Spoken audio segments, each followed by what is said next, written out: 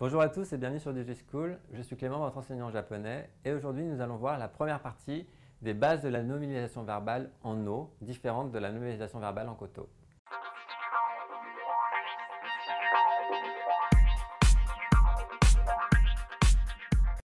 Les bases de la nominalisation verbale en no. Nous avons vu qu'en transformant utau en rajoutant no ou koto, on pouvait le nominaliser et donc lui donner le rôle d'un nom. Cette structure-là peut être résumée sous la forme suivante. Un verbe à la forme neutre, c'est-à-dire un verbe quel que soit votre choix, mais qu'il ne faut pas qu'il soit à la forme polie, plus le no de nominalisation, wa, adjectif des. C'est la structure de base pour la nominalisation verbale. La structure ci-dessus est la structure dite de base, comme je le disais, pour exprimer une emphase. Il faut bien retenir l'idée d'emphase dans la nominalisation verbale, puisqu'on va le retrouver souvent. Sur une action décrite par le verbe ici. Il s'agit simplement d'une action décrite sur le verbe pour l'emphase.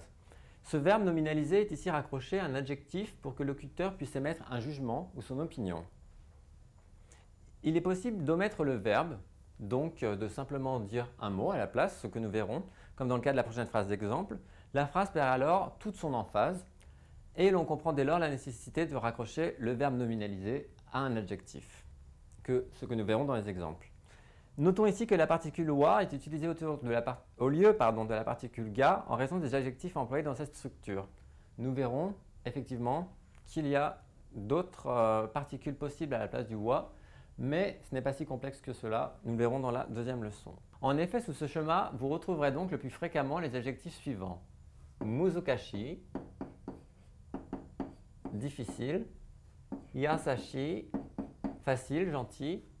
Omoshiroi, drôle, intéressant, amusant. Tanoshi, amusant. Kiken, dangereux. Et taihen, très, ou ça peut être aussi dangereux dans un contexte moins poli. Vous pourrez les différencier des autres grâce à la partie 2 que nous verrons de suite. Ici, nous avons umide en exemple. Donc, c'est vraiment la base. La structure de base pour pouvoir faire une emphase.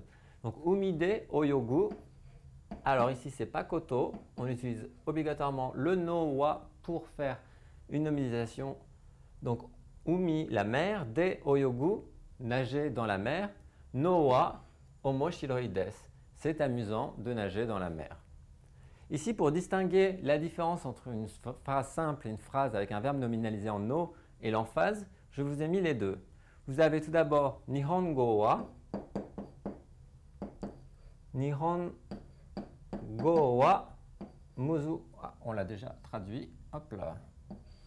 Nihongo wa muzukashi desu. Ici, vous dites le japonais est difficile. C'est un fait, mais vous n'avez pas d'emphase ni d'expérience. Vous dites simplement le japonais est difficile. Alors qu'en utilisant le no de nominalisation verbale, vous dites Nihon, et là j'ai oublié le go, excusez-moi. Nihongo o benkyou suru, benkyou, donc étudier. Nihongo o benkyou suru no wa muzukashi desu. Donc là, la personne fait une emphase sur le fait que c'est benkyou suru, donc le fait d'étudier qui est difficile.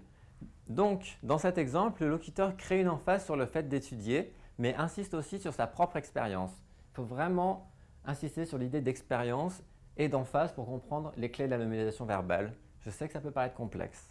Des nuances complexes à maîtriser au début pour les imaginaires occidentaux, mais auxquels on peut rapidement s'adapter, ce que je vous souhaite, en tout cas, le plus vite. En conclusion, je vous invite à retrouver la deuxième partie de cette leçon sur la nominalisation verbale en no, et je vous dis à très bientôt sur DigiSchool.